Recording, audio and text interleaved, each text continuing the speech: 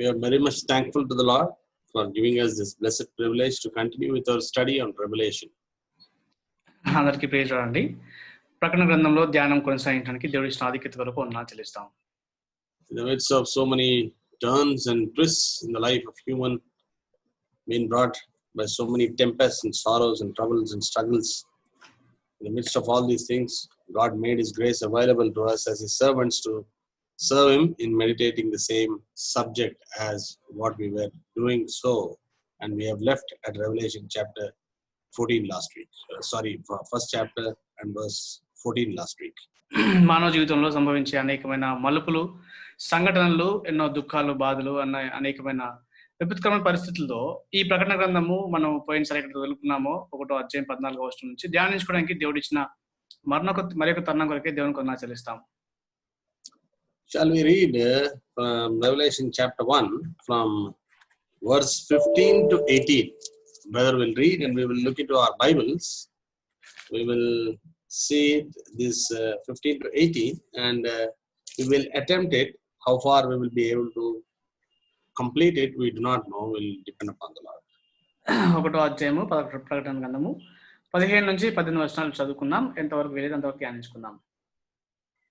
ఆయన పాదములు కొలిమిలో పుటం వేయబడి మెరేచున్న అపరంజితో సమానమై ఉండెను. ఆయన కంఠస్వరము విస్తార జల ప్రవాహముల ధ్వని వలె ఉండెను. ఆయన తన కుడి చేత 7 నక్షత్రములు పట్టుకొని ఉండెను. ఆయన నోటి నుండి 2 అంచులు గల వాడి అని ఖడ్గం ఒకటి బయలువెడల్చుండెను. ఆయన ముఖము మహా తేజస్సుతో ప్రకాశించుచున్న సూర్యుని వలె ఉండెను. నేను ఆయనను చూడగానే చచ్చిన వాని వలె ఆయన పాదముల యొద్ద పడితిని. ఆయన తన కుడి చేతిని నా మీద ఉంచి నాతో ఇట్లనెను, భయపడకుము, నేను మొదటి వాడను కడపటి వాడను, జీవించువాడను మృతుడనైతిని గాని ఇదిగో యుగ యుగములు సజీవుడినై ఉన్నాను. మరియు మరణం యొక్కయు పాతాళం యొక్కయు తాళపు చెవులు నా స్వాధీనంలో ఉన్నవి. Shall we look to the Lord for His grace and help? కృపా సహాయం కొరకు ప్రార్థన చేసుకుందాం. Our loving Heavenly Father, our eternal gracious and mighty God, మా ప్రేమ గల పరలోక తండ్రి, నిత్యుడగు కృప గలవాడా, God who is and who was and who is to come, we thank Thee and praise Thee for Thou art there and Thou art there to control each and everything in human life. వర్తమాన భూత భవిష్యత్ కాలంలో ఉన్నవాడవు, మానవ జీవితంలో సమస్త విషయంలో ఆధీనం వహించేవాడవు ప్రభా. Heavenly Father, You are the one who put Thy breath into our nostrils. మా నాసికారంలో ఊపిరి ఉంచింది మీరే ప్రభా. మాకు our times are in Thy hand. Psalm 31 verse 15 so apt when we think about fragile human life. ప్రభా, కీర్తన 31:15 ప్రకారం మా కాలగతులు మీ వశంలో ఉన్నాయి ప్రభా. మానవ జీవితం ఎంతో దుర్బలం. And it was in Thy will that we should be continuing this study this day in honor of Thine, to study what You have kept in store for us in future. భవిష్యత్తులో మా కొరకే దాచించినావో అది ఈ దినాన్ని, ఈ సమయాన్ని మేము ధ్యానించుకోవడానికి మీరు మాకు ఇచ్చిన తరుణం కొరకే మీకు వందనాలు. Heavenly Father, once again fill us with Thy Holy Spirit. Give us Thy utterance from heavenly places, both to me and to Jeevan in translation. మరి ఒకసారి మీ ఆత్మతో నింపి ప్రభా, మరి పలకడానికి కావాల్సిన మాటలు మాకు ఇద్దరికి తర్జుమాలు కూడా సహాయం చేయమని ప్రార్థిస్తున్నాము. Heavenly Father, thank Thee for Thy comfort and assurance that You will touch us with Thy right hand, saying that, get up and stand up and I am going to sanctify you. ప్రభా, మరి లేచి నిలబడి నేను పవిత్రపరుస్తానని మీ కుడి హస్తంతో మాకు ఇస్తున్న తండ్రి యొక్క ఆదరణ, ధైర్యం కొరకు మీకు వందనాలు చెల్లిస్తున్నాను. As far as we look at ourselves, as far as I am an unworthy, wretched, unprofitable servant, నేనైతే అయోగ్యుని, నిష్ప్రయోజకుని, దౌర్భాగ్య దాసునని ఒప్పుకుంటున్నాను. nevertheless Thou fill us with Thy riches of Thy grace in this earthen vessel. అయినప్పటికీ ఈ యొక్క మంటిఘటంలో మీ మహిమైశ్వరం నింపమని ప్రార్థిస్తున్నాము. And use it as seemeth as good in Thy sight for the edification and glory of Thy and also of Thy church. మీ సంఘం యొక్క ఆత్మీయ మేలు కొరకు, లాభం కొరకు మీ దృష్టికి అనుకూలంగా మీరు వాడుకోమని ప్రార్థిస్తున్నాను. Little time what we are spending may be profitable unto us as well as to the listeners of this word which is being sent in this medium. గడిపే కొద్ది సమయము మా ఇద్దరికి కూడా తండ్రి, మరి మాధ్యమం ద్వారా వినే శ్రోతలందరూ కూడా ఎంతో లాభదాయకంగా చేయమని ప్రార్థిస్తున్నాము. Heavenly Father, fill us with Thy grace and give us Thy mercies and Thy utterance and Thy heavenly control over both myself and as well as to the interpreter Jeevan. ప్రభా, మీ కృపా కనికరాన్ని కోరుకుంటున్నాం. సమస్త విషయంలో ప్రభా, మరి బోధించడంలోనూ తర్జుమాలోనూ మీ యొక్క మహా కనికరాన్ని, సహాయాన్ని కోరుకుంటున్నాం ప్రభా. keep all these equipments under thy control so that there may not be any kind of hindrance, and then thy name may be glorified. ఈ సాధనలన్నింటినీ మీ ఆధీనంలో ఉంచుకొని ఎటువంటి అభ్యంతరం లేకుండా మీ నామాన్ని మహిమ తెచ్చుకోమని ప్రార్థిస్తున్నాము. Give us thy message, and it may be a message of edifying. తండ్రి, మీ వర్తమానం మాకు దయచేయండి, అది లాభదాయకమైన వర్తమానంగా చేయండి ప్రభువా. No unnecessary useless talk may be brought out by us, nor thou may allow, but you may give us those things which are useful and edifying for thy body. అనవసరమైన పనికిమాలిన ఏమీ కూడా మీరు చెప్పకుండా మీ శరీరానికి మేలుకరమైన అవసరం వచ్చే మాటలు మాత్రం పలకటకు సహాయం చేయండి. Once again, Lord, remember us and grant us thy grace to spend this time as profitable, as seemeth, as good in thy sight. మరి జ్ఞాపకం చేసుకొని ఈ సమయము ఎంతో లాభదాయకంగా ఉన్నట్లు మీ దృష్టికి అనుకూలంగా వాడుకోండి ప్రభువా. For we ask of thee that thou may usher with thy heavenly utterance and thy Holy Spirit flow both of us, and commit ourselves under thy mighty wings, and expecting great things we ask this prayer with much thanksgiving and praises in the most precious, highly exalted, worthy, matchless name of Lord and Savior Jesus Christ. పరలోకపు వాక్కును పరిశుద్ధాత్మ ప్రవాహాన్ని మాకు అనుగ్రహించమని, మా ఇద్దరి మీద మీ కృపను కుమ్మరించమని మమ్మల్ని మీ దీవించి అసలు కప్పు చెప్తూ గొప్ప కార్యాలు ఎదురు చూస్తూ కృతజ్ఞత యేసుక్రీస్తు వారి ప్రశస్తమైన శక్తివంతమైన హెచ్చించిన నామంలో ప్రార్థించి అడుగుతున్నాం తండ్రి, ఆమేన్. We've been seeing about the eyes of the Lord in the last study. మనము గత ధ్యానంలో దేవుని యొక్క నేత్రముల గురించి చూస్తూ వచ్చినాం. And we have seen at least 5 references what the eyes of the Lord does in the whole earth. భూమంతట్లో కూడా దేవుని యొక్క నేత్రములు ఎట్లా పనిచేసే విషయం దాదాపు 5 వచనాలు చూస్తూ వచ్చాం. And we have discussed it elaborately. We are not going to repeat that, but now we are going to see Revelation chapter 1 verse 15. దాని విశదీకరించి చూడడం కానీ ఇప్పుడు ప్రకటన గ్రంథం 1వ అధ్యాయం 15వ వచనం చూసుకుంటాము. ఆయన పాదములు కొలిమిలో పుటం వేయబడి మెరియుచున్న అపరంజితో సమానమై ఉండెను. ఆయన కంఠస్వరము విస్తార జల ప్రవాహముల ధ్వని వలె ఉండెను. 2 things spoken in this verse. One is the feet of bronze. 2 విషయాలు చెప్పబడ్డాయి. మొట్టమొదటిది ఆ యొక్క అపరంజి పాదములు. His feet was like unto a fine brass burnished in a furnace. ఆయన పాదములు కొలిమిలో పుటం వేయబడి మెరియుచున్న అపరంజితో సమానమై ఉండెను. Feet of Lord's burnished bronze, burning, glowing, and furnace red hot feet refers to judgment over the sin. ఆయన అపరంజితో సమానమైన కొలిమిలో పుటం వేయబడి అక్కడ ఎర్రగా మండిన ఆ పాదములు ఆ తీర్పు సింహాసనానికి గుర్తుగా ఉంటున్నాయి. This incident took place, or this vision was there when the Roman government was ruling the whole world. ఈ సంఘటన లేకపోతే దృశ్యము రోమా ప్రభుత్వము ప్రపంచమంతటిని లోకమంతటిని ఏలుతున్న ఆ కాలంలో జరిగిన దృశ్యం ఇది. You need to understand something. When the feet is being spoken, you need to look at it in Roman perspective. ఇప్పుడు పాదాల గురించి చెప్పినప్పుడు దాన్ని రోమా సామ్రాజ్యపు వైఖరితో మనం చూస్తూ రావాలి దాన్ని. When a criminal is caught and he is brought to the king will not, the criminal will not be allowed to see the face of the king. రోమా సామ్రాజ్యంలో ఒక నేరస్తుని పట్టుకొని రాజు దగ్గర తీసుకొచ్చినప్పుడు ఆ నేరస్తుడు రాజు కళ్ళు పెట్టి చూడలేడు. Because king would be seated on an elevated platform. రాజు అక్కడ ఒక ఉన్నతమైన హెచ్చించబడిన ఆ యొక్క స్థానంలో ఉంటాడు కాబట్టి సింహాసనం మీద and about 10 or 15 steps from the ground level. నేల మట్టం నుంచి ఒక 10-15 అడుగుల పైన ఉంటాడు ఆయన. And then the criminal is standing on the ground. ఆ నేరస్తుడేమో నేల మీద ఉంటాడు అక్కడ. And he lifts up his eyes and he can only see the feet of the king. అప్పుడు నేరస్తుడు కొద్దిగా అట్లా కళ్ళు పైకి ఎత్తినప్పుడు కేవలం రాజు యొక్క పాదాలు మాత్రమే కనిపిస్తాయి అక్కడ.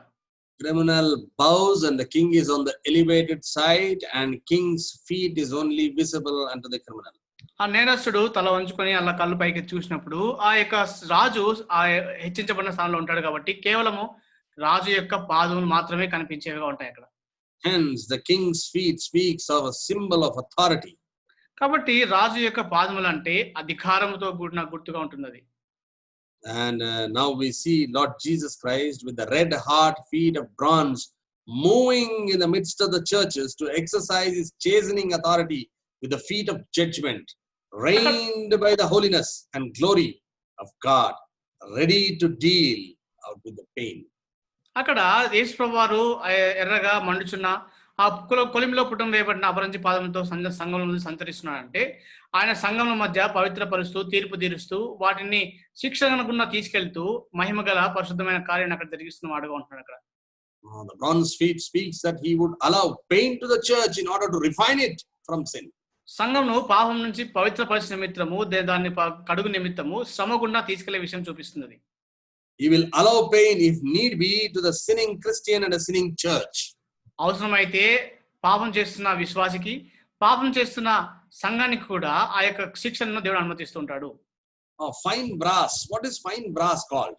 అక్కడ అపరంజి అంటే అర్థం ఏంటి? అక్కడ మెరుస్తున్న అపరంజి అంటే see, this is something which you will find in the temple in the Old Testament. This is done in fine brass. Is all the tabernacle furniture which is used in sin offering was made of brass. అక్కడ పాత నిబంధన గ్రంథంలో ఆ మందిరము పచ్చసి కూడా విషయం ఆలోచిస్తే అక్కడ పాప పరిహారార్థ బలిలో చేసే ఆ పరికరాలన్నీ ఉపయోగించే పరికరాలన్నీ కూడా ఆ ఇత్తడితో చేపట్టేట్టుగా మనం చూస్తాం అక్కడ అపరంజితో.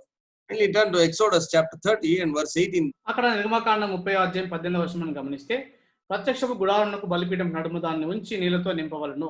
17 మరి యెహోవా మోషేను కడుక్కొనుటకు నీవు ఇత్తడితో దానికి ఒక గంగాళమును ఇత్తడి పీఠము చేసి అంటారు. Oh, the lavers have been made with brass. అవన్నీ కూడా అక్కడ ఇత్తడితో చేపట్టాయి అక్కడ వాళ్ళకి. And if you turn to Exodus chapter 38, నిర్గమకాండం 38 గమనిస్తే ఒకసారి 2వ దాని కొమ్ములు దానితో ఏకాండమైనవి దానికి ఇత్తడి రేగు పొదిగించెను. Beloved, this articles of sin pertaining to it, which is placed in the temple of God, the sanctuary of God, speaks of the judgment of Lord Jesus Christ, who's moving around the churches. అక్కడ ప్రత్యక్ష గుడారంలో అక్కడ ఉంచబడిన ఈ పరికరాలన్నీ కూడా వాటికి ఉంటున్న ఈ యొక్క వస్తువులు చేయబడిన సామాగ్రి ఇవంతా కూడా సంఘంలో మధ్య యేసు ప్రభువు వారు అది పరిశుద్ధపరిచే పవిత్రపరిచే కార్యాన్ని చూపిస్తుంది. Beloved, the Lord Jesus Christ is purifying his church. యేసుక్రీస్తు వారు తన సంఘాన్ని పవిత్రపరుస్తున్నారు.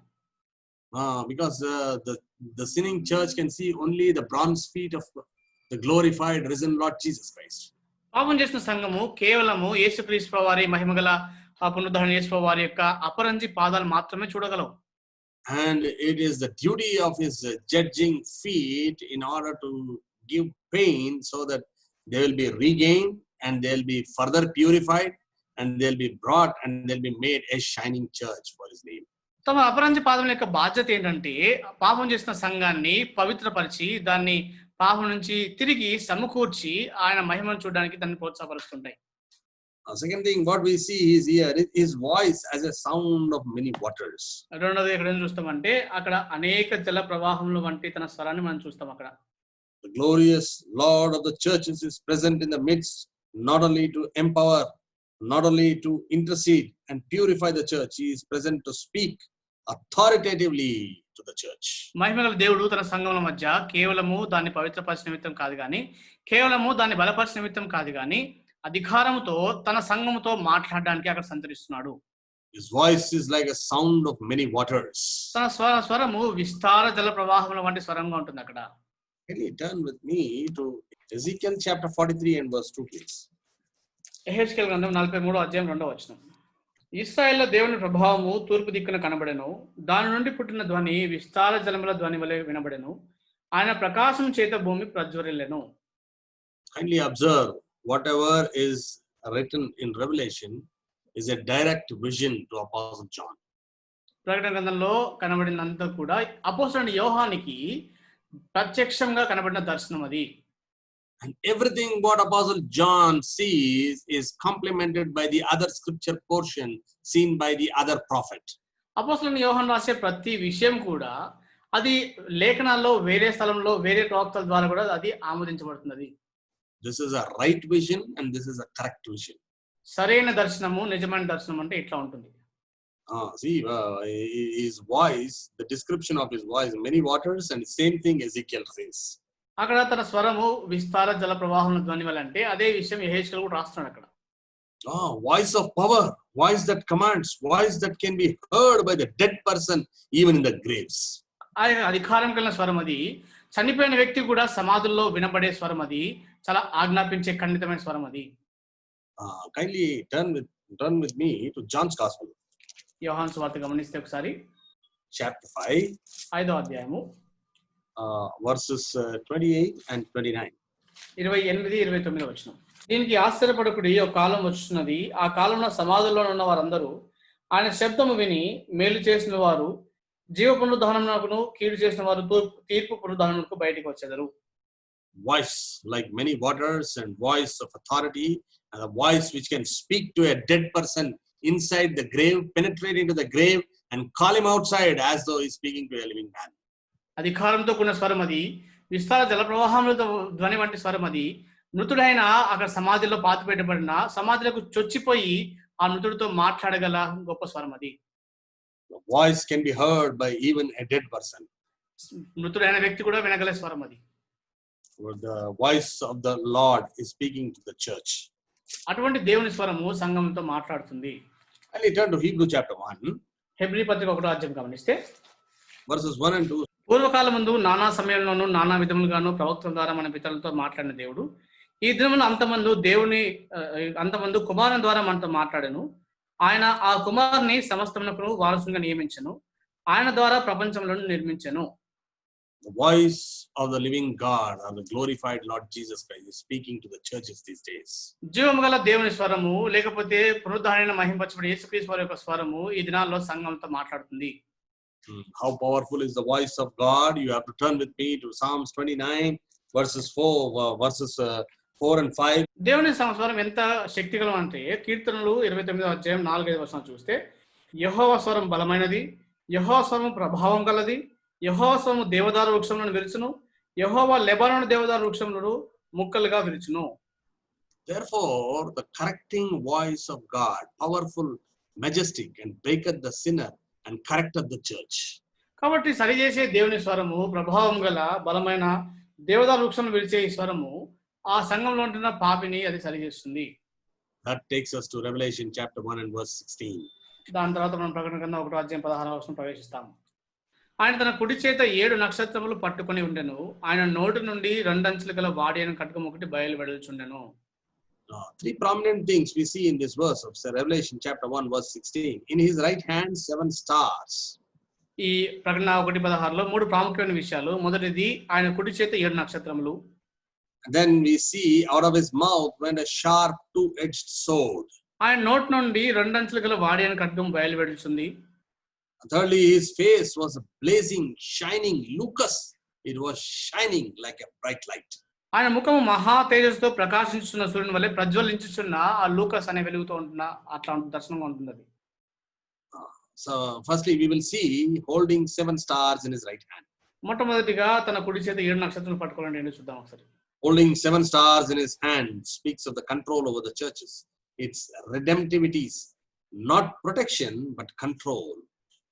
అక్కడ కుడి చేత 7 నక్షత్రాలు పట్టుకున్నా అంటే సంఘములను విమోచించే ప్రక్రియను దాన్ని ఆధీనపరచడం కాదు కానీ ఆధీనపరచడము దాన్ని భద్రపరచడం అర్థం అక్కడ. Why it is in the right hand? ఎందుకు కుడి చేతిలో ఉంటున్నాయి అవి? Right hand signifies hand of power, hand of might, authority and strength. కుడి చేతి దక్షిణ హస్తం అంటే అధికారము, శక్తి, బలము కలిగిన శక్తి చేతిగా కనిపిస్తుంది. For a moment turn to Revelation chapter 2 and verse 1. 2వ అధ్యాయం 1వ వచనం చూద్దాం ప్రకటన గ్రంథంలో. He holdeth the 7 stars in his right hand, speaks of his control on his church. మధ్య భాగంలో 2వ అధ్యాయం 1వ వచనంలో 7 నక్షత్రములు తన కుడి చేత పట్టుకొని 7 దీపస్తంభాలను సంచరించమంటే సంఘముల మీద తనకున్న అధికారాన్ని చూపిస్తున్న విషయం ఇది. Beloved, we should know that the church, real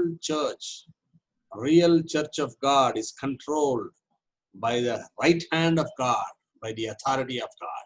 గుర్తుంచుకోవాల్సిన విషయం ఏంటంటే నిజమైన దేవుని సంఘము దేవుని కుడి చేతిలో దేవుని అధికారం కింద ఉంటుంది అని అర్థం చేసుకోవాలి మనం. That is the thing. If it is not under the control of Lord Jesus Christ, the risen Lord Jesus Christ, then Lord Jesus Christ is not controlling the church. Think about it. పునరుద్ధరణ యేసుక్రీస్తు వారి అధికారం కింద ఆ సంఘం ఉండకపోతే యేసుప్రభువు వారు కుడి చేతిలో ఆ సంఘం లేనట్టే అర్థం చేసుకోవాలి దాని అర్థం. Yeah, in the same verse we have seen also out of his mouth went out a sharp 2-edged sword. అదే వచనంలో 16వ వచనం 1:16 ఆయన నోటి నుండి 2 అంచులు గల వాడిన ఖడ్గం బయలు వెడల్చుంది. 2-edged sword speaks of his judgment. 2 అంచులు గల వాడిన ఖడ్గం అంటే తన తీర్పును సూచిస్తుంది. If you for a moment turn to Revelation 19:15 and it speaks elaborately on that. ప్రకటన గ్రంథము 19వ అధ్యాయం 15వ వచనం చూస్తే విశదీకరించి మనకు కనిపిస్తుంది అక్కడ అది. జనములను కొట్టుటకై ఆయన నోట నుండి వాడిగల ఖడ్గం బయలు వెడల్చున్నది. ఆయన ఇనుప దండముతో వారిని ఏలును. ఆయనే సర్వాధికారి దేవుని తీక్ష్ణమైన ఉగ్రత అను మధ్యపు తోటి త్రొక్కును. He is going to defend the church with his mouth. That is the two-edged sword. సంఘాన్ని తన నోటితో అంటే రెండంచులు గల వాడిని ఖడ్గంతో ఆయన తీర్పు తీర్చబోతున్నాడు. He will smite the nations for the sake of the church. సంఘం కొరకు జనములను కొట్టబోతున్నాడు. And he will use his words and he will judge. ఆయన తన మాటలు ఉపయోగించి తీర్పు తీర్చబోతున్నాడు. And he will use his words and defend his church. తన మాటలు ఉపయోగించి తన సంఘాన్ని కాపాడువాడుగా ఉంటున్నాడు. This two-edged sword speaks of two ways. ఈ రెండంచులు గల వాడి ఖడ్గం అంటే రెండు విధాలుగా మనతో మాట్లాడుతుంది. There will be many times inside the church people who are doing harm to the church. Such people will be judged. కొన్నిసార్లు సంఘానికి లోపల ఉంటున్న వాళ్ళు చేసే దాడి హాని నుంచి సంఘాన్ని దేవుడు కాపాడతాడు. That means all those who corrupt the church, staying inside, corrupting the church, and all those who threaten the church, and all those who sow discord and lies in the church. అంటే సంఘం మధ్యలో ఉండి సంఘాన్ని పాడు చేస్తున్న వారు, సంఘాన్ని ఆ యొక్క తప్పుదారి పట్టిస్తున్న వారు, సంఘం మధ్యలో సహోదరుల మధ్యలో విషపు బీజాలు ఆ యొక్క విభజన బీజాలు నాటేవారి మధ్యలో. And the glorified Lord Jesus Christ says that I will use the sword of my mouth in defense of my church and make war to protect the church. మహిమగా పరచబడిన యేసుక్రీస్తు వారు ఏం చెప్తున్నారంటే, నా సంఘంను కాపాడు కొరకు వాడి అయిన రెండంచుల గల ఖడ్గంతో నా యొక్క సంఘం నేను కాపాడుతాను చెప్తున్నాడు, రక్షిస్తాను చెప్తున్నాడు. Here very specifically he says in 19:15 he is using the sword on the nations, but here in this particular verse he says the sword is being used only inside the church. ఇక్కడ 19:15 అక్కడ జనములను కొట్టుటకు దాన్ని వాడతా అంటున్నాడు, కానీ ఇక్కడైతే సంఘంలోనే దాన్ని వాడతా అని చెప్తున్నాడు. అక్కడ not outside but inside the church. బయట కాదు, లోపల. ఇక్కడ see Revelation chapter 2:16 for a moment. 2:16 చూస్తే ప్రకటన గ్రంథంలో, కావున మారు మనసు పొందుము, లేనేలా నేను నీ యొద్దకు త్వరగా వచ్చి నా నోట నుండి వచ్చి ఖడ్గము చేత వీరితో యుద్ధము చేసేదను. Who is he going to fight within the church? He's speaking to a church there in 2:16. 2:16 ఆయన ఒక సంఘంతో మాట్లాడుతున్నాడు. సంఘం లోపల ఎవరితో యుద్ధం చేయబోతున్నాడు ఆయన? The Lord of the church defending his enemies with his word of his sword, and his word is potent and destructive towards the enemies of God. సంఘంలో యొక్క ప్రభువు తన సంఘాన్ని కాపాడబో తన ఖడ్గం ద్వారా అది నశించకుండా సంఘాన్ని ఆయన రక్షించేవాడుగా కాపాడేవాడుగా ఉంటున్నాడు యుద్ధం చేసి. Oh beloved, his word is so sharp, of two-edged sword. ఆయన మాట ఎంత పదునైందంటే రెండు అంచులు గల వాడిన ఖడ్గంలా ఉంటుంది. In his hand the church is there for his protection.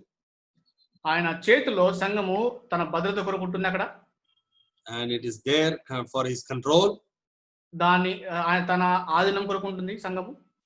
The two-edged sharp sword in order to correct it from inside and to defend it from the nations and defend it from the corrupters within the church. రెండంచుల గల వాడిన ఖడ్గం అంటే సంఘం లోపల నుండి సంఘాన్ని పాడు చేసే వారి నుంచి, సంఘం వెలుపల సంఘం మీద దాడి చేసే వారి నుంచి ఆయన కాపాడబోతున్నాడు, రక్షించబోతున్నాడు.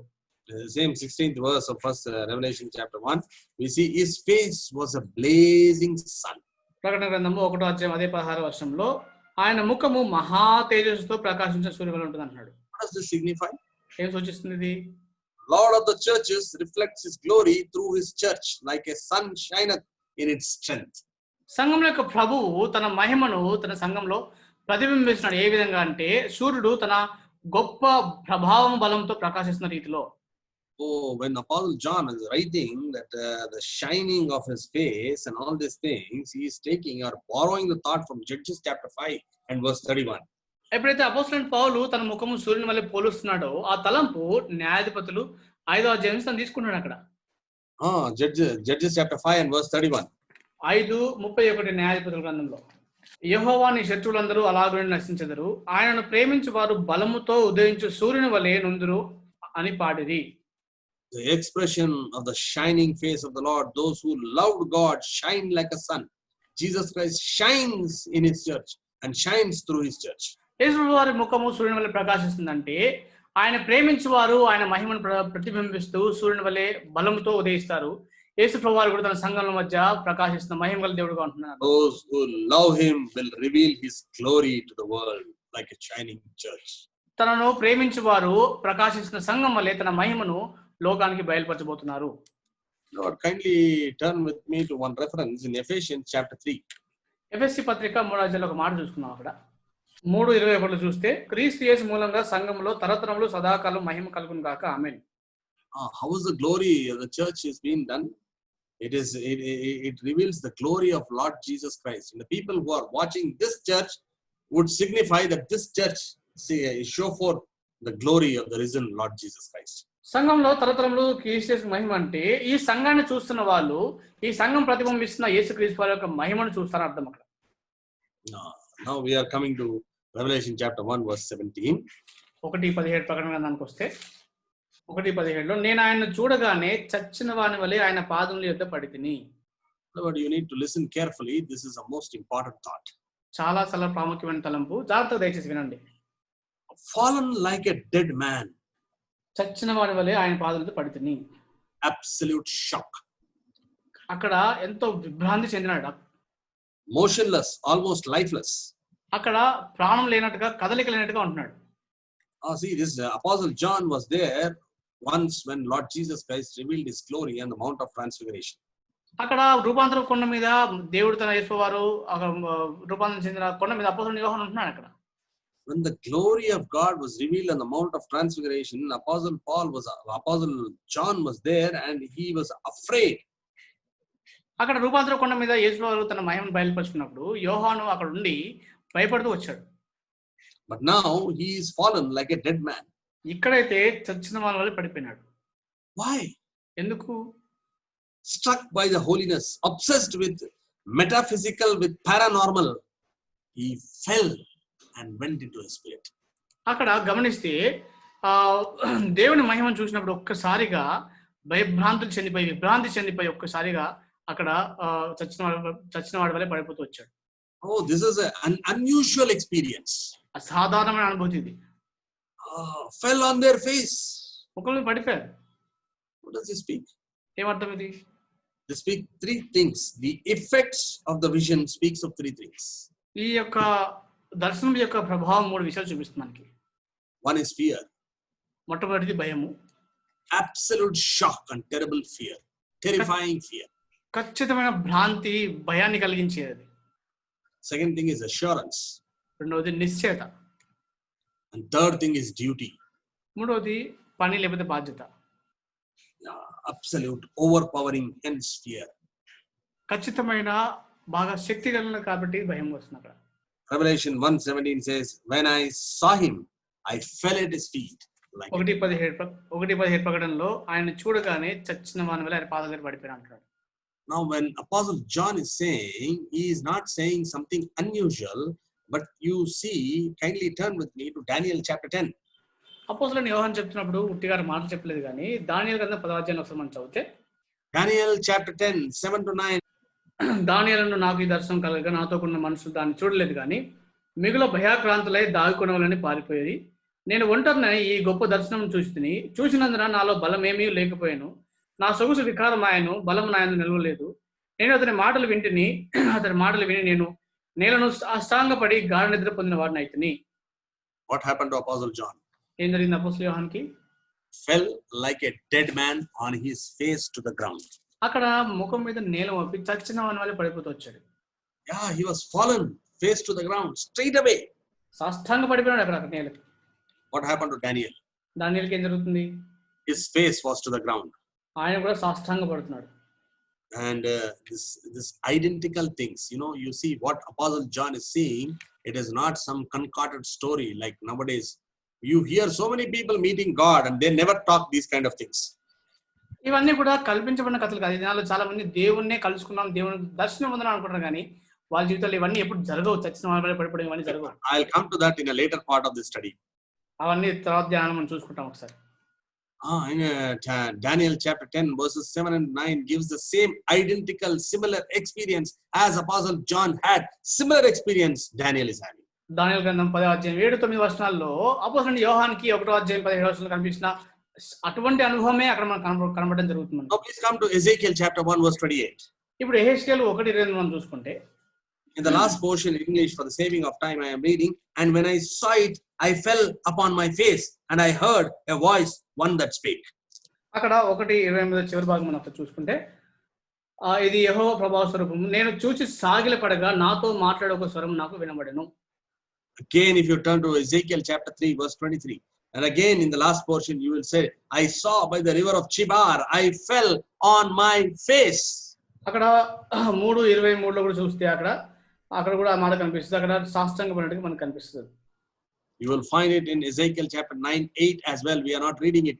People who saw God, Jesus Christ, in a true vision, in a glory, were jolted, shocked, fallen upon their face, prostrating oneself in fear, in awe, in holiness of God, just like Ezekiel.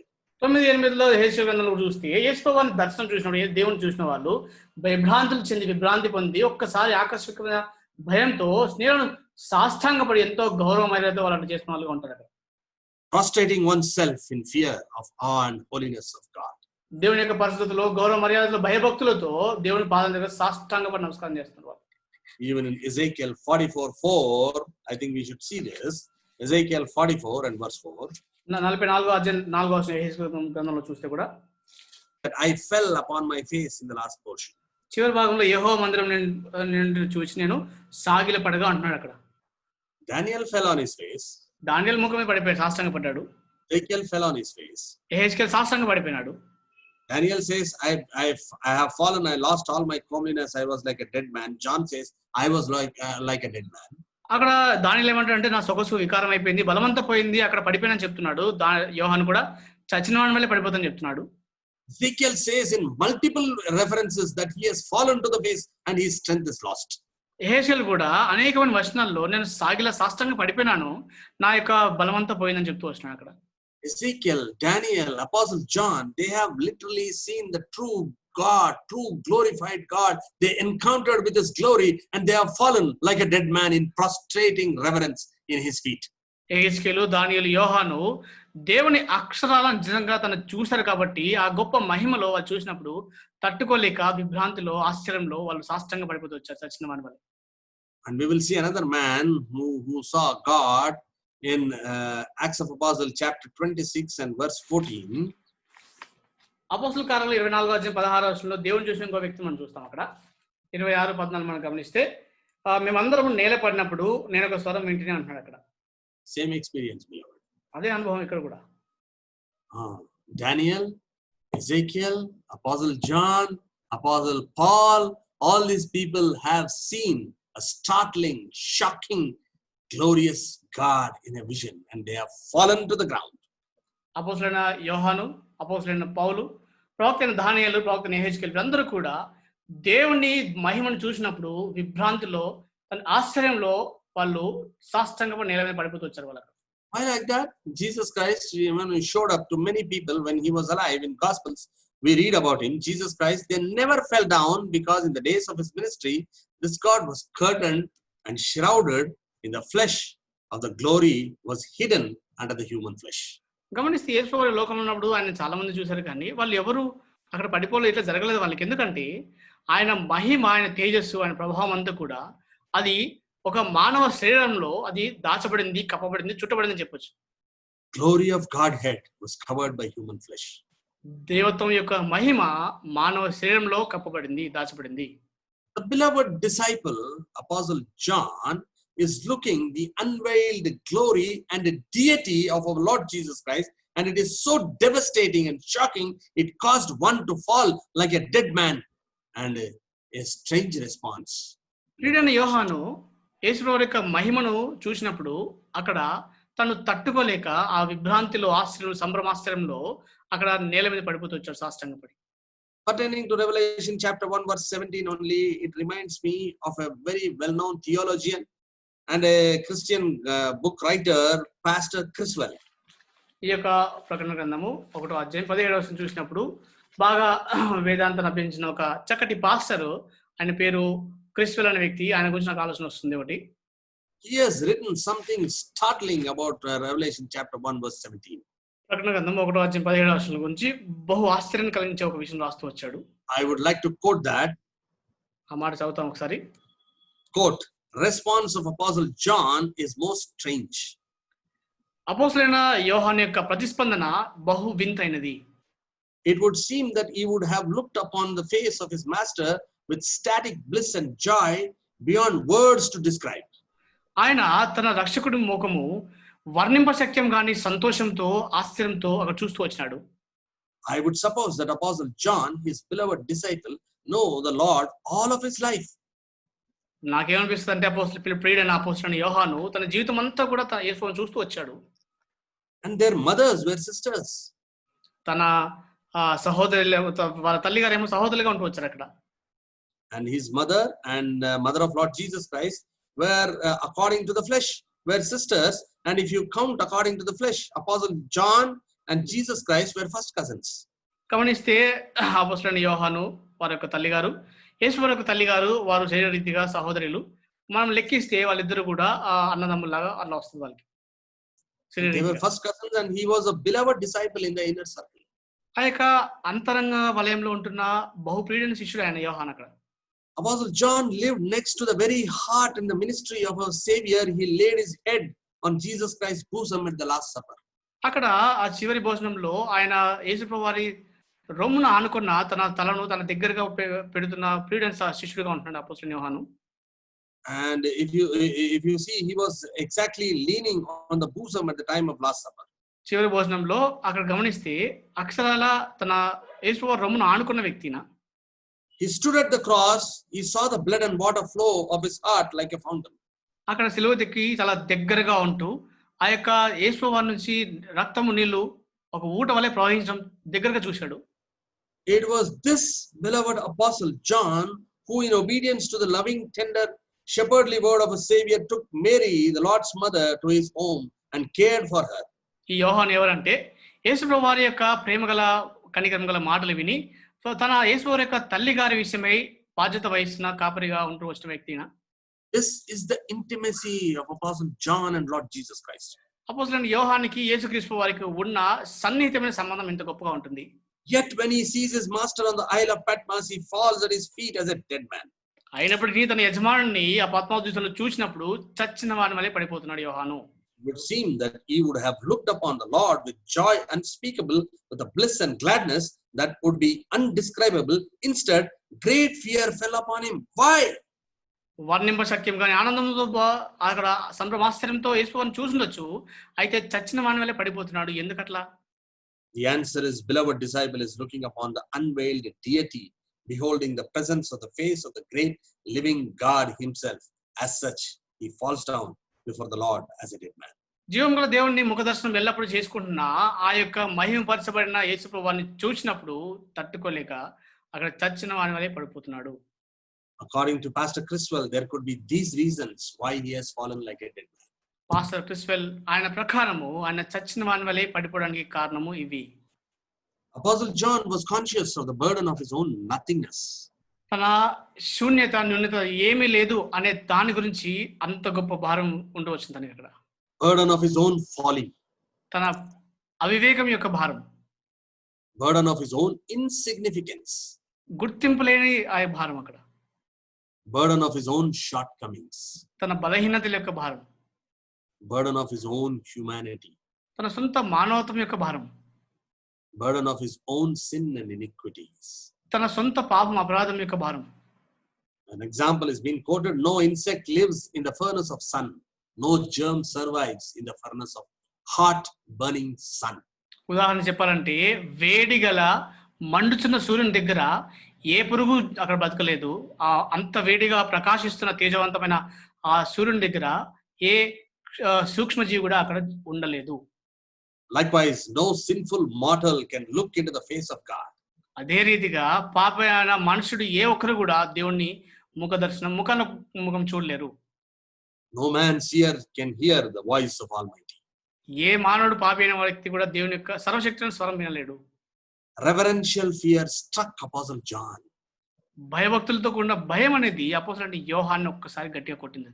He could look many things in heavenly places. He could look up the throne made of jasper. ఆ యొక్క పరలోకం అనేక విషయాలు చూడొచ్చు. ఆ యొక్క సువర్ణ రాయితో చేసిన సింహాసనం చూడొచ్చు అక్కడ.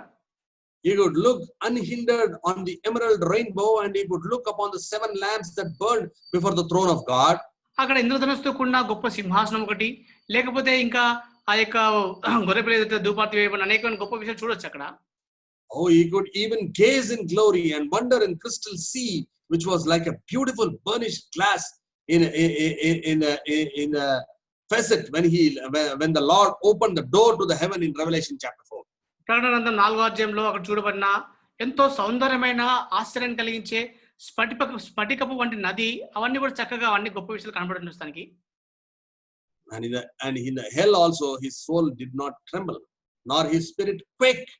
But when he looked the resurrected Lord Jesus Christ, his deity glorified, he fell like a dead man, awe in reverential fear that recognizes who it is who sees and recognizes who is seen by God.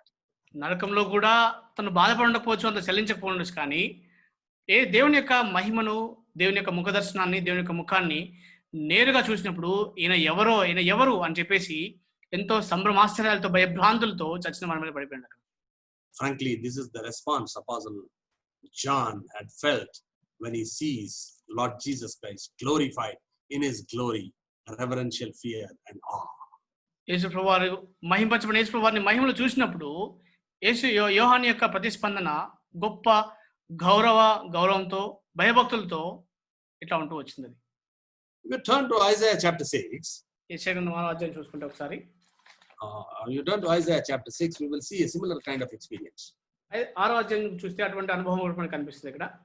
Similar response by Isaiah the prophet. ప్రవక్త యెషయా కూడా అదే అటువంటి ప్రతిస్పందన కనిపిస్తుంది మనకి. First 5 verses we are not reading, but I will explain from here and there. మొదటి 5 వచనాలు అక్కడ చూసుకుంటాం మనం ముందు. Now this is the incident of a prophet Isaiah going into the temple of God on the death of Uzziah. Uzziah చనిపోయిన తర్వాత యెషయా యొక్క దర్శనంగా ఉంటుంది ఇది. Isaiah wanted to see God as he was concerned about his people, because Uzziah was a king for 52 long years. Uzziah 52 సంవత్సరాలు అక్కడ ఏలుతూ వచ్చినాడు కాబట్టి యెషయాకి ఆ ప్రజల పట్ల చింత కలిగింది అక్కడ. Uzziah's reign was fairly good reign and everything seemed to be all right, and as God's blessing was upon them and Uzziah has brought prosperity, peace and strong position in the Cold War, then Uzziah does a foolish act before he does a foolish act. అయితే గమనిస్తే ఉజ్జియా ఏలుబడి అంతా చక్కగానే బాగానే ఉంటూ వచ్చింది. తర్వాత అక్కడ తన ఏలుబడి అంతా కూడా సమాధానంతో, సంపన్నతో, దేవునికి ఆశీర్వాదంతో వచ్చింది. కానీ తన చివరి దశలో ఒక మూర్ఖ పని ఉజ్జియా చేస్తూ వచ్చినాడు అక్కడ. What did he do? ఏం చేశాడు అక్కడ? He done a foolish act by he tried to be a priest himself as he invaded the sanctity of the priestly office. ఆ యొక్క యాజకత్వపు ఆ యొక్క పదవిని తను తీసుకోవాలని చెప్పేసి అవివేక పని తనే ఒక యాజకుడిగా అనుకున్నాడు అక్కడ. God gave leprosy and killed him, and hence the judgment of God. ఆ స్థానం తను తీసుకున్నప్పుడు దేవుడు తనకి కుష్ఠరోగం అనుగ్రహించి దాని ద్వారా తను చంపేస్తూ వచ్చాడు. Now Isaiah was a prophet in those days, and now Isaiah wants to know what's happening and he wants to bring the message to the people from God. ఆ దినాల్లో యెషయా ప్రవక్తగా ఉంటూ ఇప్పుడు పరిస్థితి ఎట్లా ఉండబోతుంది, తర్వాత దేవుని ప్రజలకు ఏ వర్తమానం తీసుకురావాలని చెప్పి ఆలోచన కలిగి ఉంటున్నాడు.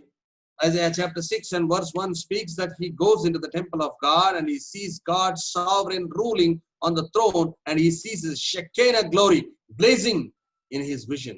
Glory is filled the temple. 6వ అధ్యాయం 3వ వచనం దేవాలయానికి వెళ్ళినప్పుడు అక్కడ సార్వభౌమ అధికారంతో ఏలుచున్న దేవుణ్ణి, షెకీనా మహిమతో ప్రజ్వలించి తేజస్తో ఉంటున్న దేవుణ్ణి యెషయా చూడగలిగాడు అక్కడ. Oh, that's a great wonderful sight. గొప్ప దృశ్యం అది. In verse 2 he sees seraphims who guard the holiness of God. 2వ వచనంలో దేవుని యొక్క పరిశుద్ధం కలిగిన సెరాఫీం గురించి చెప్తున్నాడు అక్కడ. How they are guarding the holiness of God? దేవుని పరిశుద్ధతను ఎట్లా కాపాడుతున్నారు వాళ్ళు? See, the feet covered speaks of the holy ground. అక్కడ పాదములు కప్పుకున్నారంటే పరిశుద్ధమైన స్థలం అర్థం అక్కడ. Face covered, they cannot see the holiness of God lest they will be consumed. ముఖాన్ని కప్పుకున్నారు ఎందుకంటే దేవుని మహిమ చూసే లయం అయిపోతారు వాళ్ళకి. Wings in motion ready to serve him. Isaiah chapter 6 and verse 3. అక్కడ ఎగురుతున్న రెక్కలు అంటే దేవుని సేవించడానికి సిద్ధమైన అర్థం అక్కడ. And Isaiah chapter 6 and verse 3 signifies they cried, holy, holy, holy is the Lord of hosts. 6వ అధ్యాయం 3వ వచనంలో సైన్యములకు అధిపతి యెహోవా పరిశుద్ధుడు పరిశుద్ధుడు పరిశుద్ధుడు గొప్ప స్వరంతో ప్రతిగానం చేస్తున్నారు. Oh, Isaiah chapter 6 2-4 speaks of God in glory as emanating Shekinah glory fills the temple in overpowering vision. What is Isaiah's response? 6వ అధ్యాయం 2-4 వచనాల్లో ప్రజ్వలించే దేవుని మహిమతో, షెకీనా గ్లోరీతో దేవుని మహిమ దేవాలయం నిండిపోయిన చూసి యెషయా యొక్క ప్రతిస్పందన ఎట్లా ఉంటుంది? What is the response? ప్రతిస్పందన ఎట్లా ఉంటుంది? Isaiah chapter 6 and verse 5. 6వ అధ్యాయం 5వ వచనం యెషయా గ్రంథం. I am undone. Woe is me. నేను అయ్యో అపవిత్రమైన పాలన చెప్తున్నాడు. I am shattered. The original Hebrew meaning, if you check onto that, I am undone, woe is me, then you will get all these meanings. I am shattered. నేను అయ్యో అంటే నేను ఎందుకు పనికిరాను, నాది ఇంకేమీ లేదని అడుగు చెప్తున్నాను అక్కడ. I am devastated. నాది ఏమీ లేదన్నట్టుగా చెప్తున్నాను అక్కడ. I am destroyed. నశించిపోయాను ఇంకా అంటున్నాడు. I am cursed, damned, sentenced to judgment. All these things come to us from the meaning of oh, the original word of Hebrew, what is written in Isaiah chapter 6 and verse 5. యెషయా గ్రంథం 6వ అధ్యాయం 5వ వచనంలో రాయబడిన Hebrew మాట యొక్క అర్థం ఏమిస్తుందంటే, నేను నశించిపోయాను, నేను చెదిరిపోయాను, నాది ఏమీ లేదు, కుప్పకూలిపోయాను, ఇంకా అయిపోయింది అంతమని చెప్తున్నాడు అక్కడ. Who was this man? Isaiah? యెషయా ఎవరైనా? Isaiah was the best man in the country. He was a prophet of God. దేశంలో చాలా ఉన్నతమైన వాడు, దేవునికి ప్రవక్తగా ఉంటున్నాడు. He was a holy man. పరిశుద్ధుడు. But this is the response when he sees himself compared to God. All he could see was sin himself. దేవుని దగ్గరికి వెళ్ళి True vision of God. దేవునికి నిదర్శనం ఎట్లా ఉంటుందంటే, దేవుని దగ్గరికి వెళ్ళి తను చూసుకున్నప్పుడు తనకున్నదంతా కూడా వ్యర్థం అనిపిస్తుంది. This is a true vision of God. దేవుని యొక్క నిజమైన దర్శనం అది. It will show our true self in a devastating manner. మన నిజ స్థితిని చాలా బద్దలైపోయిన స్థితిలో చూపిస్తుంది అది, శిథిలమైపోయిన You know స్థితిలో. why John fell like a dead man, Apostle John? అపోస్తలుడైన యోహాను చచ్చిన వాడు ఎందుకు పడిపోయాడు తెలుసా? His sin was convicting him, and his holiness was showing him. And the next response is, his holiness would slay him. So he's saying, God, do not slay me. And therefore the fear. తన పాపం తన కనపడుతూ వచ్చింది. దేవుని పరిస్థితి చూసినప్పుడు దేవుని పరిస్థితి తను చంపేస్తుందేమన్న అంత భయం కలిగి, ప్రభా దయచేసి కనికరించినట్టుగా అంత భయంతో చచ్చిన వాళ్ళు పడిపోయినాడు. That is the awe. That is the awe in the glory of God. దేవుని మహిమలో కలిగే భయ భక్తులు అంటే అట్లా ఉంటుంది. Same experience with Ezekiel as well. హెజ్కేల్ కూడా అదే అర్థం, అదే అనుభవం ఉంటుంది అక్కడ. He didn't want to lift his face and see the face of God. కనీసం తల ఎత్తి కూడా దేవుని ముఖం చూడలేకపోతున్నాడు అక్కడ. And Isaiah says that I am undone. యెషయా అంటే నేను వ్యర్థుని అంటున్నాడు. And I see my true self, therefore I am devastated. How sinful, how wretched, how useless man I am. In the glory of God, my wretchedness is revealed. అక్కడ గమనిస్తే దేవుని మహిమలో పరిశుద్ధతలో నేను చూసినప్పుడు ఎంత దౌర్భాగ్యనో, ఎంత పనికిమాలినో, ఎంత వ్యర్థునో, అది ఏమీ లేదు అని చెప్పి తను తగ్గించుకున్నాడు అక్కడ. Turning to Job chapter 42. 42వ అధ్యాయం యోబు గ్రంథం చూస్తే, Job chapter 42, యోబు 42 verses 5 and 6. 5-6 వచనాలు. వినికిడి చేత నేను కూర్చున్న వార్త నేను వింటిని, అయితే ఇప్పుడు నేను కళ్ళారా నేను చూస్తున్నాను, కావున నన్ను నేను అసహ్యించుకుని ధూళిలోను బూడిదలోను పడి పశ్చాత్తాపడుచున్నాను. You know who is this man? ఈ వ్యక్తి ఎవరో తెలుసా? In the first chapter, God himself testifies and says, he's a just man and escheweth evil. This is the testimony given by God himself. ఇదే యోబు గ్రంథం 1వ అధ్యాయంలో అక్కడ చాలా నీతిమంతుడు, ఆ చెడుతనాన్ని అసహ్యించుకోవడం అని చెప్పి దేవుడే ఈ వ్యక్తి గురించి సాక్ష్యం చెప్పిన వ్యక్తినా. This man seeing himself in the glory, blazing Shekinah glory of God, and he is able to see his wretchedness. The only word which flows out of his mouth is repent. Don't kill me with your holiness. అక్కడ తన షెకీనా మహిమలో ప్రజ్వలించే తేజవంతమైన దేవుని మహిమలో తను చూసుకున్నప్పుడు ఆయనకు వచ్చిన ఒకే ఒక్క మాట ఏంటంటే, తను అసహ్యించుకొని పశ్చాత్తాపడుతున్నాను, చంపొద్దు ప్రభు అని భయపడుతున్నాడు. Oh, it is devastating, beloved. ఎంతో చెదరగొట్టే విషయం ఇది. God is a frightening thing. దేవుడు అంటే ఎంతో భయపడాల్సిన విషయం అది. God in his holiness is a frightening thing. దేవుడు తన పరిశుద్ధతలో వణికించే దేవుడు ఆయన. You know what false visions and false prophets speak of him? అబద్ధ ప్రవక్తలు, అబద్ధ దర్శనాలు తన గురించి ఏం చెప్తే తెలుసా? I visited God and I walked on his palm. You will check these kind of things, umpty number of things in the social media. Kindly do not believe them. They are bogus. దేవుణ్ణి నేను చూసినాను, దేవుని చేతిలో నడుచుకుంటూ పోయినాను, ఇవన్నీ ఏదో చెత్త అబద్ధపు అన్ని సామాజిక మాధ్యమాలలో గొప్పగా ఎన్నో విషయాలు చెప్పుకుంటూ, దయచేసి అవన్నీ నమ్మద్దు, అవన్నీ తప్పు అబద్ధాలు అవి. This is bogus. This is untrue. This is not right as per the scripture. అది లేఖనాల సారం సరైనది కాదు, అసత్యాలు, అబద్ధాలు, అవాస్తవాలు అవన్నీ కూడా. When a man testified by God could say, I repent in dust and ashes, When a God who is a prophet, when a man who is a prophet of God could say, I am undone. When a beloved apostle John could say, I have fallen like a dead man. And when a great prophet of God, Ezekiel, could say that I'm unable to look at the face. When a greatest apostle like Apostle Paul could say that we have fallen onto the earth. How can these people talk so casually about this great God in his holiness in Shekinah glory? అక్కడ దేవుడే సాక్ష్యం ఇస్తున్న ఒక వ్యక్తి దేవుని మహిమ చూసినప్పుడు తను అసహ్యించుకొని దుమ్ముతో ధూళితో అక్కడ తను నింపుకొని పశ్చాత్తాపడుతున్నప్పుడు దేవునికి ప్రియుడిగా ఉన్న వ్యక్తి దేవుని మహిమలో షెకినా మహిమలో చూసినప్పుడు తను చచ్చిన వాడి వల్ల పడిపోయిన వ్యక్తి గొప్ప ప్రవక్త అయిన దానియేలు దేవుని చూసినప్పుడు బలం లేకుండా వికారంగా అక్కడ కుప్పకూలిపోయి అక్కడ చచ్చిపోయిన వాడి వల్ల పడిపోయినప్పుడు దేవునికి ఎంతో గొప్పగా ప్రవక్త అయిన యెహెజ్కేలు తను చూసినప్పుడు ఆయన కూడా సాష్టాంగపడి సాగిలపడుతున్న సమయంలో గొప్ప అపోస్తలుడైన పౌలు కూడా దేవుని చూసినప్పుడు నేలను పడిపోయిన విషయం అన్ని జరుగుతుంటే దేవుని చూసి మేము ఇష్టామట్టం ఉంటాం ఇష్టానుసారం చెప్తామంటే ఇవన్నీ ఎంత అవాస్తవాలు ఎంత నిర్లక్ష్య వైఖరి అంతా కూడా. I walked with God, he came with me. This is a blasphemous statement. Do not believe that. దేవునితో నడిచాను, దేవునితో వచ్చాడు, దేవుని చూశాను ఇట్లా చెప్పేవన్నీ కూడా దేవదూషణ అబద్ధాలు ఇవన్నీ నమ్మొద్దు. If at all, if a person has seen God, he should be able to see his own wretchedness. ఒక వ్యక్తి దేవుణ్ణి నిజంగా చూశాడు అంటే ముందు తన దౌర్భాగ్య స్థితిని తను చూసుకోగలగాలి. Another small thing is they compare all useless things with the glory of God. పనికి మనలో అనవసరం అన్ని కూడా తీసుకొచ్చి దేవుని మహిమతో పోలుస్తూ ఉంటారు. Oh, some 1,000 people joined it. Oh, glorious thing. ఒక 1000 మంది అక్కడ కూడుకున్నారంటే ఎంతో దేవుడు గొప్ప మహిమ కదా అంటుంటారు అక్కడ. No. కాదది. When the glory of God comes, there comes the fear in the hearts of a man. దేవుని మహిమ వచ్చిందంటే మానవ హృదయాల్లో భయము వణుకు వస్తుంది. That is why we rarely see preachers preaching about the glory of God and the holiness of God. కాబట్టి ప్రసంగికులు బోధకులు దేవుని మహిమ గురించి దేవుని పరిశుద్ధత గురించి చాలా అరుదుగా బోధిస్తూ ఉంటారు. The churches will never be holy until the preachers preach the glory of God. దేవుని మహిమను బోధకులు బోధించేంత వరకు కూడా సంఘాలు పరిశుద్ధంగా ఉండలేవు. The response of unbelievers by seeing the glory of God, what would be the response of unbelievers? దేవుని మహిమ చూసినప్పుడు అవిశ్వాసుల యొక్క ప్రతిస్పందన ఎట్లా ఉంటుంది? Kindly turn with me to Revelation chapter 6. ప్రకటన గ్రంథం 6వ అధ్యాయం చూసుకుంటే I think we will conclude with this. దీంతో ముగించుకుందాం.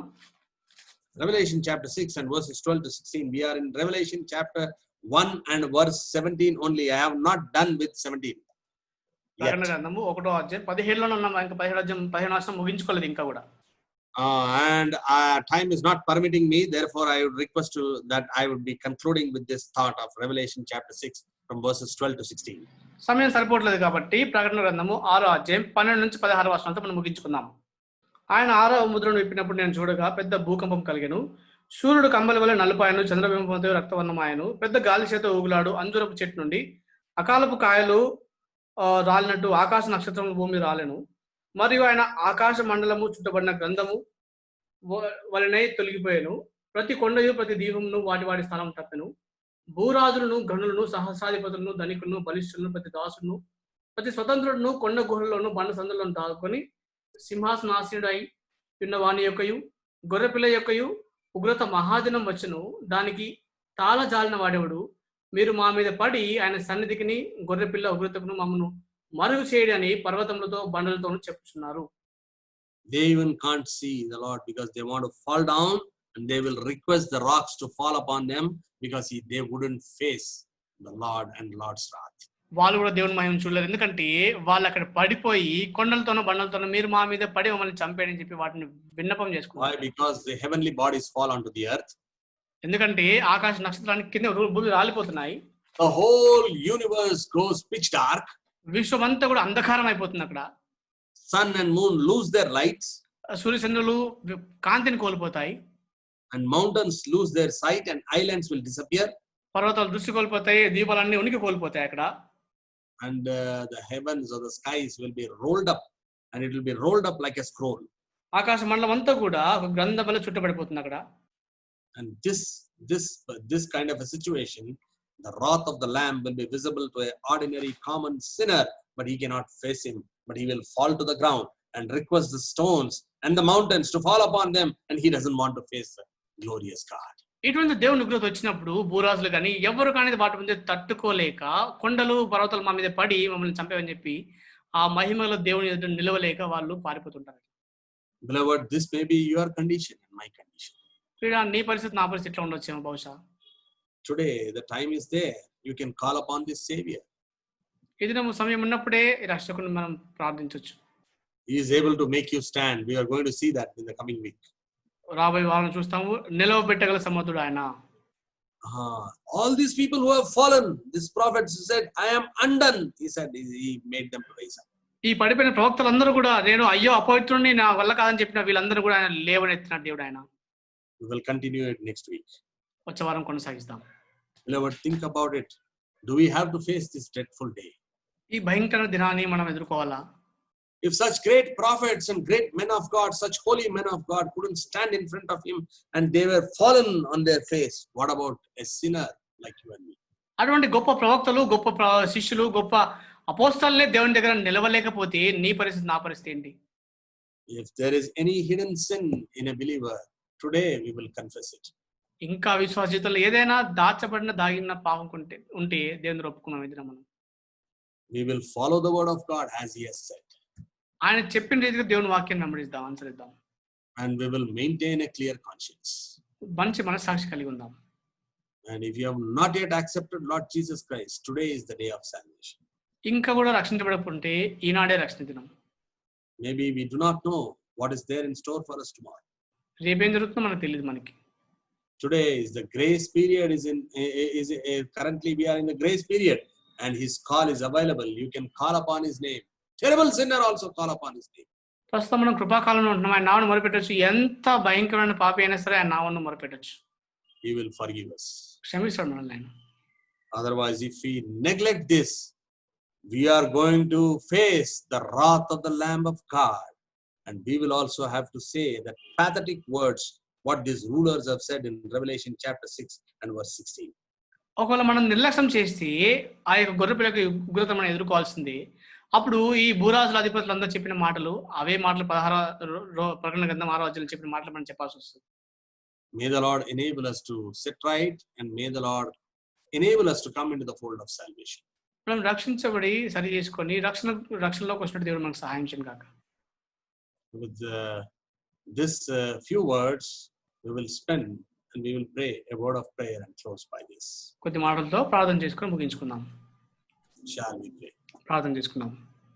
Our loving heavenly Father, మా ప్రేమగల పరలోకపు తండ్రి, our gracious and almighty and wonder working God, కృపగల శక్తిగల అద్భుతకరుడా, our never failing and never changing God, ఎన్నడూ మారని మార్చిన దేవా, Lord, thank thee for speaking to us what is to see a God in his glory.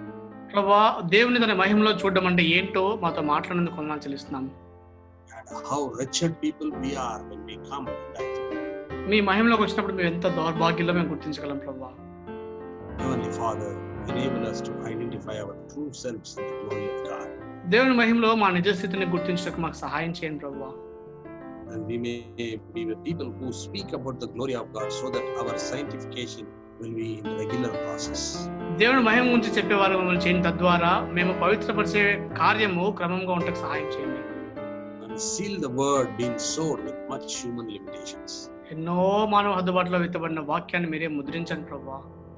May the blessed Holy Spirit seal it and it may take deep into the hearts of the people and the listeners who listen it through this video. ప్రభువా, మరి పరిశుద్ధాత్మ దేవుడు దీన్ని ముద్రించి హృదయపు లోతులను చొచ్చిపోయేలా చేయండి. ఇది చూసే వారికి వినే వారికి కూడా ఆశీర్వాదం చేయండి. The deep work of the Spirit may be done in the hearts of the people who watch these videos. శుద్ధాత్మ దేవుని యొక్క లోతైన కార్యము ఈ వీడియోస్ చూసే వారికి మీరే చేయమని ప్రార్థిస్తున్నాం. Lord, thank thee for giving us this blessed time. ఈ ధన్యకరమైన సమయాన్ని బట్టి మీకు వందనాలు చెల్లిస్తున్నాం. May this word go into the ends of the world and bring forth fruit 30, 60 and 100-fold for thy glory's sake. ఈ వాక్యం బోధిగంతలకు తీసుకెళ్లి 30, 100 ఫలించడానికి సహాయం చేయండి ప్రభువా. For this we ask in the most precious and exalted name of our Lord and Savior Jesus Christ. ఈ ప్రార్థనతో కృతజ్ఞతతో యేసుక్రీస్తు వారి ఉన్నతంగా హెచ్చించబడిన నామములో ప్రార్థించుచున్నాం తండ్రి. ఆమేన్.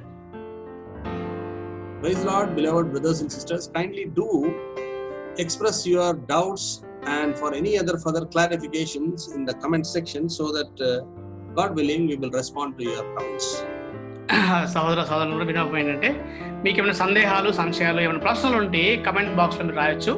దానికి దేవుని చిత్తంలో వీలైనంతలో మేము ముందుకు ఆ జవాబులతో వస్తాం. Share it with your friends and this let this word be a blessing and many people watch it.